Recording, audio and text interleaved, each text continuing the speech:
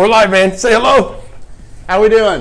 What's up, John? Good to see you, bud. Good to see you too. Welcome to Bonnell's. Thank you. Thank you for having me. I appreciate it. You bet. I wish it was a Friday, Saturday, or Sunday. I'd drink. I feel like I could pour you a cocktail. I Right? know. Well, I don't drink Monday through Thursday. That's kind of my golden rule. So.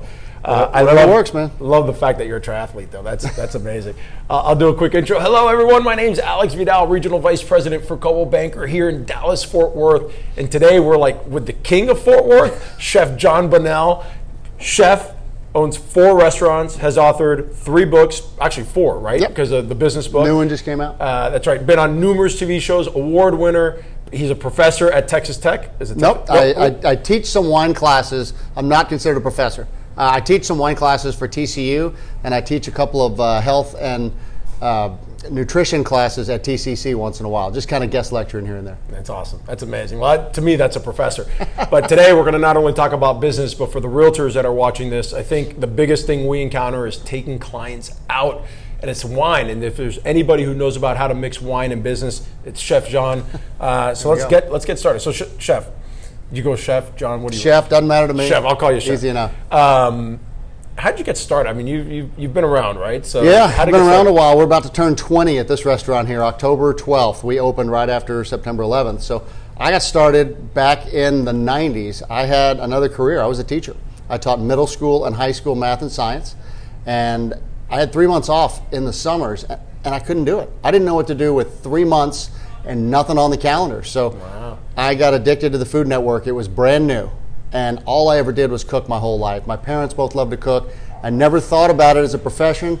This new network that came out, the original Essence of Emerald and the Multiple Marios and the Great Chef series on PBS, with nothing to do, I found out all I was ever interested in was cooking. And then somebody on one show said this chef went to culinary school, and I just kind of had a click. I said, that's what I should have done the whole time. I should go to culinary school, switch careers, and I did. I went and interviewed at a few schools and ended up at the New England Culinary Institute, 1997-98.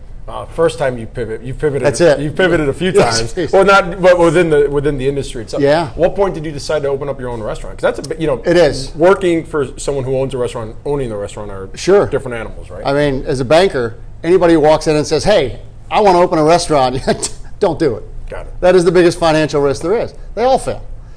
It helps to work in a restaurant. It helps to have had some experience in a restaurant, to know something about it. But even still, an independent restaurant, first time, all yours, it is financially very, very risky. So how did you not fail? What did you do to not fail? Man, because now you're up to 4, so you didn't fail. But now we're up to 4, working on a 5th, and we did a lot of things right and a lot of things wrong. Luckily, we hit the market at a time that there was room for what we were doing. I follow my passion. This is what I love to do, farm to table, a lot of wild game. What we celebrate in Texas, all of our local farmers, ranches, cheesemakers, all the kind of stuff we're known for here. When we can find good local Texas products, that's what we celebrate. That's what I love to do. I grew up hunting and fishing, so this really comes from the heart. And when I'm making dishes, it's not, what do I think they want? It's like, this is my favorite stuff to do. I hope the city of Fort Worth likes it too. And I love that, because you're not worried about the masses. You're worried about following your passion, hoping that everybody just happens to fall in love with it. Fine dining is a niche. Now, with our sports bar, we're looking for everybody. Everybody in the city can go to the sports bar and get a burger or a slice of pizza at some point. Mm-hmm. Fine dining is a very small group. You need a ton of people, and say this many are going to come in. If I get you 3 times a year, that's a very regular customer. Anniversary, birthday, maybe one other time. Sure. So we need a lot of citizens, a lot of people that want to come once in a while. So you have to make it a very memorable experience, right. Start to finish. Service, wine, the entire thing has to be flawless all the way, because we charge a premium price. We've got premium products, and there are plenty of other places that are doing it too. So it's interesting, because you think about realtors and commissions, right? They always want to reduce their commissions. Customers can find realtors that'll do it for cheaper or do it for more. Yeah, just grab a website. I know how to get around this, but the quality of what a good realtor can bring you is very different. There you go. So I have a quick question. Nothing to do with business, and I do have questions related to lessons learned prior to COVID, during COVID, post-COVID. How do you, now, you've off camera, we were talking about triathlons, 2 full Ironmans, several half Ironmans. If you start letting us talk triathlon, we'll be here all day. We'd be here all day. But you're in great shape. So, not many chefs are in great shape. So there's a lot of cooks that are just recreational cooks at home, like me, that aren't necessarily in great shape. How do you do both? I had one of those days that I realized I'm going down a bad path. I had been gaining a lot of weight. I was going to have to buy all new clothes. And I started looking at the guys that I considered my mentors, who I wanted to be like in the restaurant business. And everything as chefs that we do, we celebrate everything that's wrong. And we think it's hilarious. Never trust a skinny chef. All these guys that I was looking at at the time saying, you know, I want to be like that guy. I want to follow his career. And then I'd say, wait a minute, that's his third divorce and fourth rehab. This guy's way overweight, incredibly unhealthy, and he's going to die young. Why do I want to follow his exact path? I love the way he cooks, and I love his restaurant style, but I was a new dad. I've got 2 kids. I thought, I don't have to follow every single stereotype. You don't have to be a skirt chaser. You don't have to be a drunk. You don't have to be out partying all night. You don't have to be 400 pounds to be a successful chef. And I just kind of had one of those moments that I said, you know, I'm not going to do that anymore. And I went to the gym, talked to a trainer because I didn't know how to do this the right way. I said, look, don't waste my time. I don't need a drill sergeant. Just put me on a program so that I'm not wasting time. What's an efficient way to lose weight? And part of it, the treadmill, was the worst the first day, but I kind of got into it. I got into running. As the weight came off, man, I felt better every day. I got kind of a high of man, the endorphins of running and losing weight, feeling healthier. The first time I ran a 5K out there with, you know, the turkey trot, 10,000 people running down Camp Bowie, I just felt it and said, you know what, forget the gym. I'm just going to start running. And I just kept signing up for race after race after race. And if I had something on the calendar, I knew I'd work on it. I wanted to get faster. I wanted to get a little leaner. And I caught the triathlon bug. And, you know, once you start on it, it's hard to look back. So it definitely works for my lifestyle. I like to be busy. I like to have something on the calendar, something going, something motivating.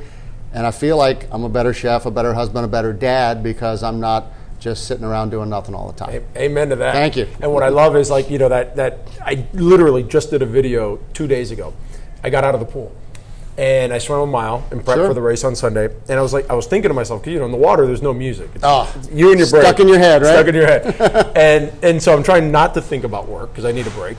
And I'm just counting my laps as I go. Yeah. And then listening to your bubbles. That's it. That's it. And just 1, 1, 1, 1, 2, 2, 2, 2. Like, that's all you're saying. So even though I'm tracking it on my GPS. And what really hit me was I was thinking about the first time I entered the pool. Yeah. And how hard it was to swim that first lap. Yeah. Almost to the end of the pool, you're like, man, I'm not even to the end yet. That's right. How am I going to make it back? How am I going to keep doing it? But then it's like now you swim a mile, you don't even think about it. And as realtors, as people, we're so scared to start new things. But yet, when we look at some of the things we're already doing, driving a car. There you go. We don't even think about it anymore. Anything you do and keep doing and keep working on, you get better. I mean, slow is fast, fast is you know, the military guys have their sayings for it too. It's repetition, and whether it's training, whether it's cooking, whether it's working your numbers, it's anybody can learn. We can be better all the time. So let's talk pre-COVID. Pre-COVID. Biggest business lesson you learned pre-COVID? Oh, man. Biggest business lesson pre-COVID. Slow, steady growth is the preferred way of trying to get bigger and get better in the restaurant industry. I love all the locations we have. We have 4, but we did them one at a time and made sure that it was financially solid, paid for, working smoothly. Then we talked about another venture. Interesting. I see a lot of people expand as fast as they can, and sometimes one can drag down the last 2 or 3. Right. Well, that happens a lot in real estate too, right? Sure. This is why I love having different businesses because the denominators are the same. I would also say hiring extremely talented and great people is the best thing I could possibly do. When I find a chef who I think is probably better than me and has been in this industry longer, I don't think of that as a competitor. I think, you know, for a next location, I'd like to work with this person. Let's have them as part of our team. Building a team and trusting other people is absolutely huge in this business. Well, I did read that you love to share your recipes. I don't have any secrets in the kitchen ever. And what I love about that is because you know nobody can do it like you can. I mean, really, that's it, right? We teach classes too, and if you can make our grits, man, that's awesome. And if you make our grits for Thanksgiving and somebody says, green chili cheese grits, these are just like the ones at Bonnell's. Yeah, that's the ones I've got. Hey, that works as advertising, as goodwill. I want people to be able to make it. It's still work. It's still hard, and people still love to go out to eat. Right. Even if you know how to make everything, you're still going to go out to eat. So I don't think keeping secrets in the kitchen does us any good at all. We like to just give it all away. You come from a place of abundance. Have you heard that before? Yes, I have. Yeah, you do. You definitely come from a place of abundance and no fear. I love that. And I love the analogy of not expanding too quickly. I think you look at realtors who maybe haven't even figured out their own market yet. And they're so now like, let me go do a team and let me go to another market. Let me do all this. And it's like, hold on. Let's take here first. All right. 2020 hits. Oh, man. Oh, boy. It hit fast. On March 1st, we ran the Cowtown Marathon, 20,000 people. There was nothing wrong at all. We had heard about a virus, but we also heard about the bird flu, the swine flu, the SARS, everything. Nobody was worried. The Cowtown Marathon was not even affected. On March 16th, we had a meeting with the mayor and about a dozen restaurant owners, and we all sat around in a room, really spaced out. First time we had ever heard of social distancing. And she said, I don't have any intention of shutting y'all down. I'm not going to shut the restaurants of Fort Worth down. And one of the owners reached in his pocket and said, well, Dallas just shut down all of their restaurants. And it got real quiet, and we knew something was going to happen. Now, for 2 weeks, we had lost all of our sales. Everybody. When sales dropped 90% overnight, for 2 weeks, we're all looking at a bank account that's just shrinking down to nothing. You know that the next tax day and the next payroll day, your bank account's going down to zero and you don't have any sales. Everything in this business is driven by sales. Right. If you got sales, then you got a payroll. It needs to be a percentage of that. Your food cost, a percentage of that. With zero sales, there's nothing we can do. Your fixed costs stay. You can't change everything that fast. We already knew we were in huge trouble. We were in financial peril. Every restaurant had lost 90% at least for a couple of weeks leading up to it. The next day, the mayor said, okay, I got to shut y'all down. And we all knew it was coming, but it's what we had to do. We had to fire everybody. We didn't have any choice. Without sales, we don't have any employees. We went in our restaurant group from 265 employees down to 31 people in one day. And nobody had done anything wrong. That's one of the hardest days I can remember. Yeah, I can see the emotion in your eyes. Yeah. The first meeting, we walked up to the patio at Waters, our Sundance Square restaurant, and everybody was there. I'd never called an all-staff meeting before. We have a lunch crew and a dinner crew, very different hours. They all knew, but they were waiting for me to say it. And when I got there, I walked in and I said, you all deserve a lot better. I shouldn't have to do this, but we're closed. And all I can say is go to the unemployment office as fast as you can, get on the website. It's going to crash. Just keep calling and keep doing what you can, and I hope I can hire you all back one day. And then I went and did it at every restaurant all day long. It's a tough day, but we said, okay, well, at least we can cut out as much bleeding as possible and then figure out a plan for how we're going to move forward. So how did you pivot? We had two different sectors here. We have 2 fine dining restaurants and 2 sports bars. Okay. The sports bars, Buffalo Bros, Pizza, Wings, and Subs, is very easy to switch to a delivery and takeout because that food already has a lot of takeout and delivery built into our concept. Sure. We already use Grubhub and DoorDash and Favor and Caviar and all those services, so we can do just more delivery, and we already do a lot of to-go food. So through the door, people already know how to order a pizza, and it's common. Fine dining, these 2 restaurants had a completely different outlook. We don't do to-go food here. Yeah. I mean, yes, you can order a steak to go, but our menu is not written to be put in boxes. It's a full-service place. We've got a wine list with 450 choices. Huge bar behind us here. White tablecloth, full service, all of this. None of that meant anything. The entire industry was erased. And the hardest realization I had, I've been thinking of dishes for 20 years. I think of ingredients, I think of dishes, and none of it meant anything at all. So, you know what? There aren't any servers anymore. There aren't any bartenders anymore. There's no hostesses, wine stewards, coat check. Those jobs in the state of Texas were just eliminated overnight.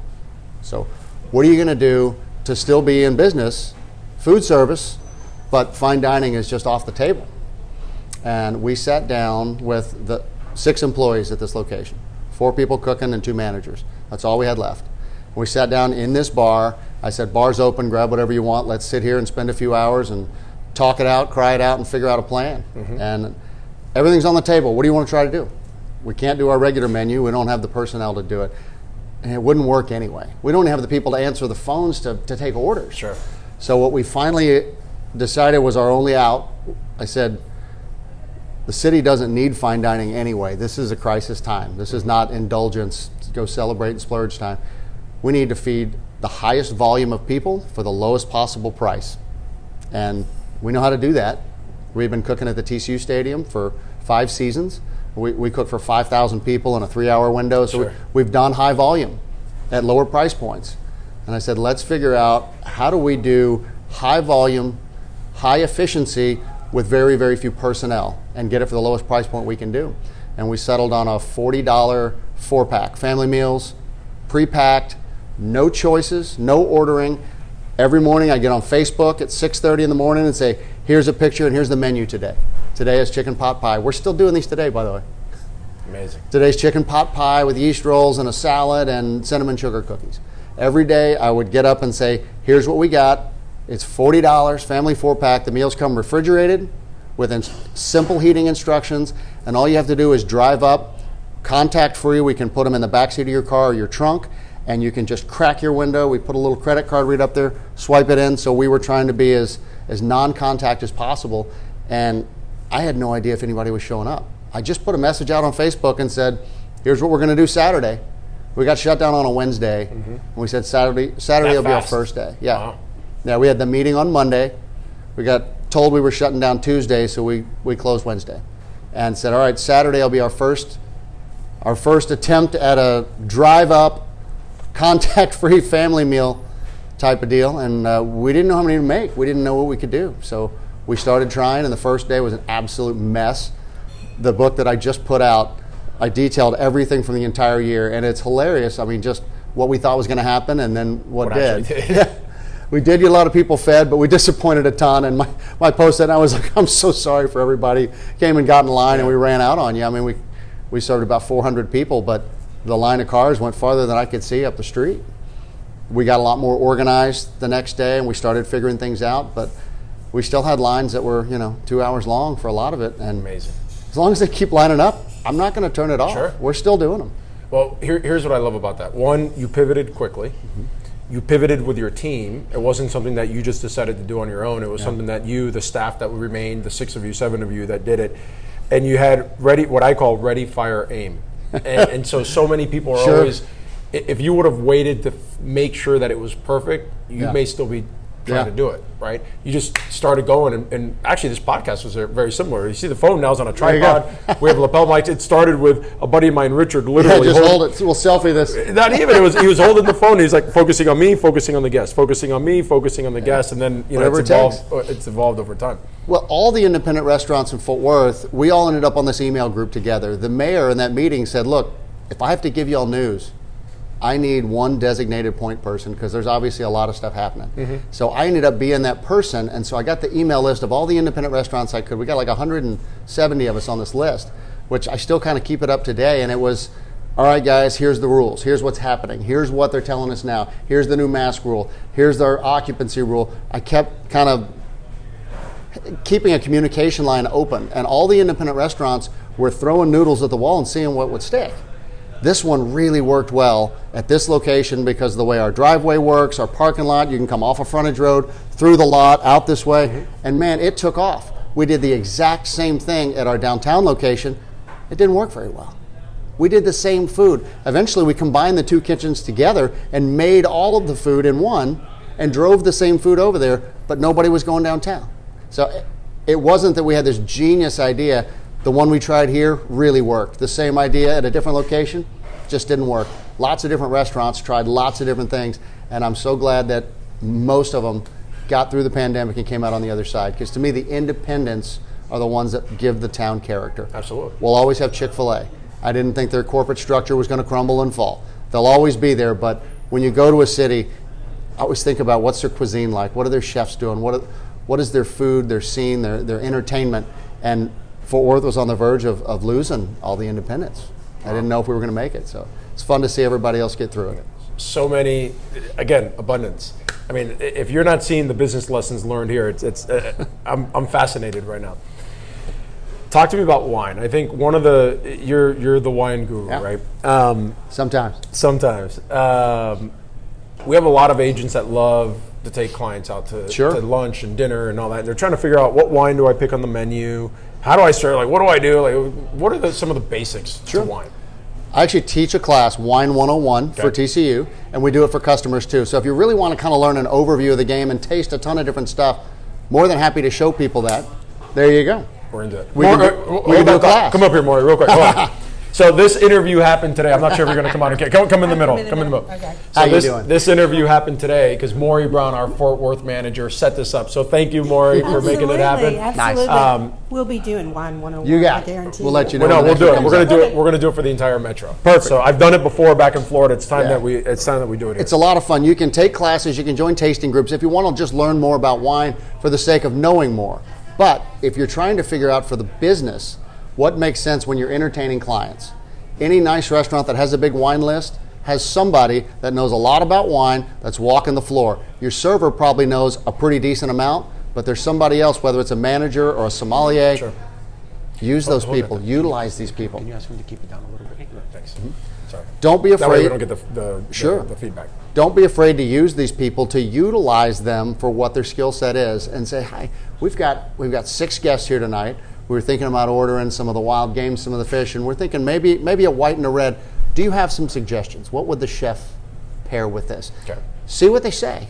Now, sometimes you got to be careful. If that guy's working on commission, you might say, "Well, I've got the perfect bottle of wine," and next thing you know, there's a $400 cork pop.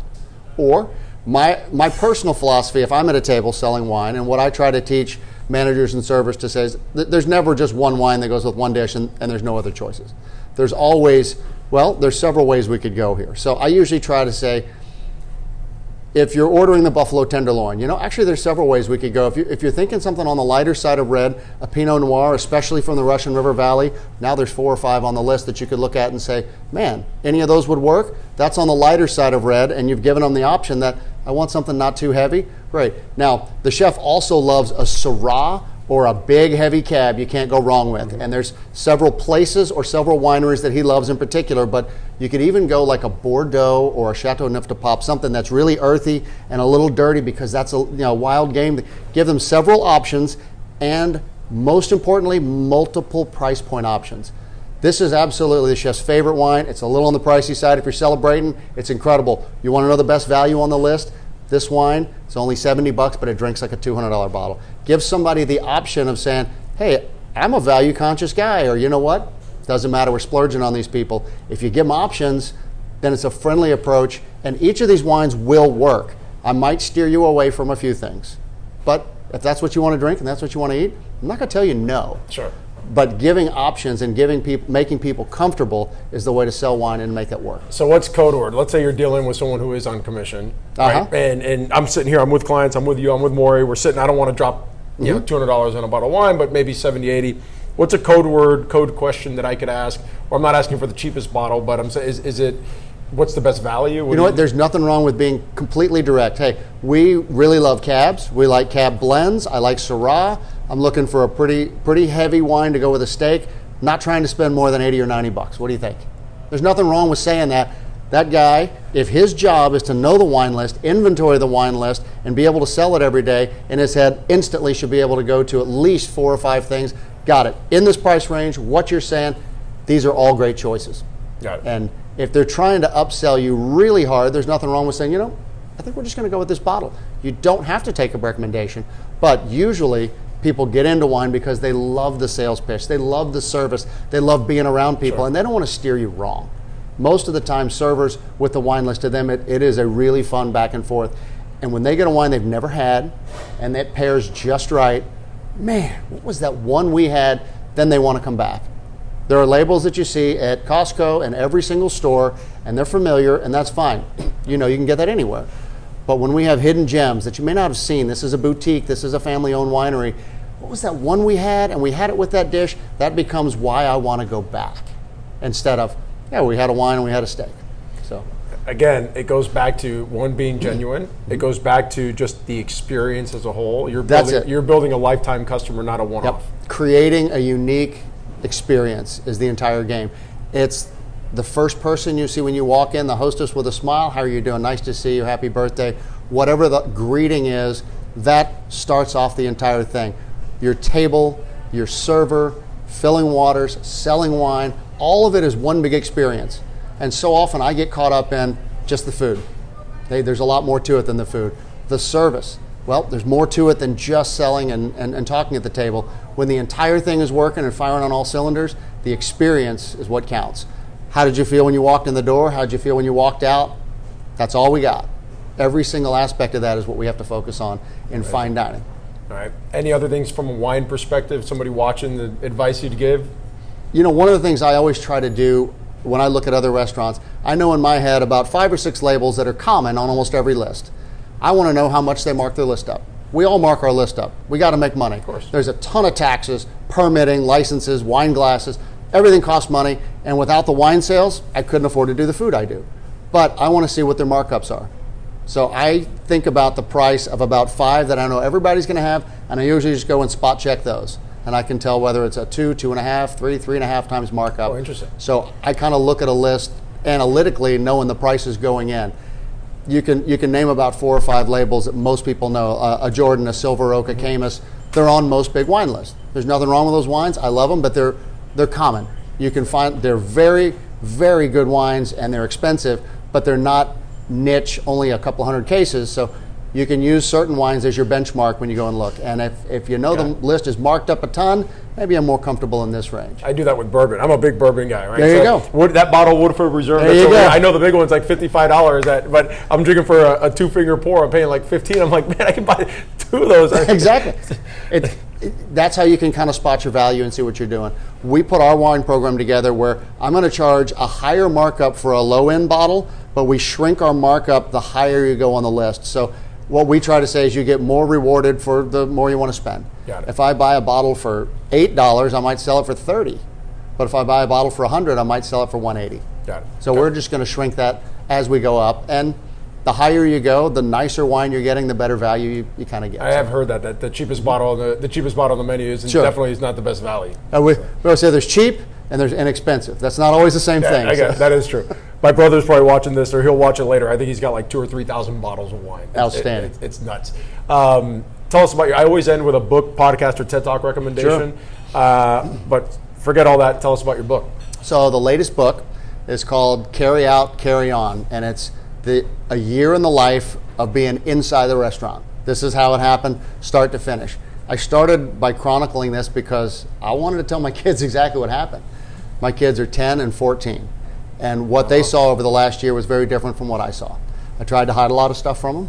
I wasn't sleeping a lot for a long time. I thought we were going to lose all of our restaurants and all of our livelihood. I really did.